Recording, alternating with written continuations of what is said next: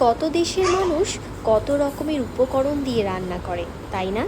অনেক উপকরণের আমরা নামও জানি না, জানিও না যে এগুলোর টেস্ট কেমন। তো আজকে মশলার সেকশানে এই মশলার প্যাকেটটা পেলাম। এটার নাম হচ্ছে 13 স্পাইসেস পাউডার, অর্থাৎ 13 রকমের মশলার গুঁড়া দিয়ে এই মশলাটা বানানো। আর এটা হচ্ছে চাইনিজ একটা মশলা, এখানে লেখাই আছে।